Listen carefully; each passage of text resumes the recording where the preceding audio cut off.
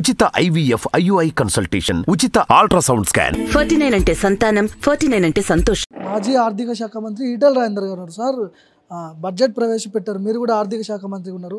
ఎట్లా అనిపించింది బడ్జెట్ చూస్తే? ఏం చెప్పదలుచుకున్నారు? ఎవరు బడ్జెట్ ప్రవేశపెట్టినా ఎంత అంకెల గారడి చేసినప్పటికీ కూడా పనులు ఎంతనో ఆదాయం ఎంతో మనకు తెలుస్తుంది, ఎక్స్పెండిచర్ ఎంత కూడా తెలుస్తుంది. 2022-23లో 2,59,000 కోట్ల రూపాయలు బడ్జెట్ పెట్టింది. కానీ ఖర్చు అయింది మాత్రం 2 లక్షల పైచీలు కూడా లేదు. అంటే దాదాపు 52,000 కోట్ల రూపాయలు తక్కువ వచ్చింది. 2023-24లో కూడా 2,90,000 కోట్ల రూపాయలు బడ్జెట్ ప్రవేశపెట్టింది.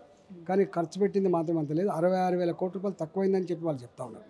2,24,000 కోట్లు మాత్రమే ఖర్చు అయిందని చెప్పి ఇవాళ 2,75,000 కోట్ల రూపాయలు కేటాయించినప్పటికి కూడా నాకు తెలిసి మళ్ళీ ఖర్చు అయ్యేది 2,25,000 కోట్లు, 2,30,000 కోట్లు తప్ప అంతకంటే ఒక సింగిల్ పైసా ఎక్కువ ఉండే ఆస్కారం లేదు. ఇప్పుడు వారి మాటల్లో చెప్పాలంటే జీతాలు ఇవ్వడానికి పైసలు లేవు, పెన్షన్ పైసలు నెలలకి అయిపోయినప్పుడు మరి ఇన్ని హామీలు ఏవైతే ఇచ్చినావో దాదాపు 1,00,000 కోట్ల రూపాయల పైచీలకు సంవత్సరానికి అవసరం పడుతుందని చెప్తారు. ఆ హామీలు అమలు చేయడానికి డబ్బులు ఎక్కడి నుంచి తెస్తావు? వాళ్ళు సమాధానం చెప్పాల్సిన అక్కడ ఉన్నది. ఇవాళ మహిళలకు ఇవ్వాల్సినటువంటి 10 లక్షల రూపాయల లోపు పావుల వడ్డీకి రుణాలు ఇవ్వాలి. ఇవాళ మహిళలకు 2,500 రూపాయల భృతి ఇస్తా అని చెప్పినారు.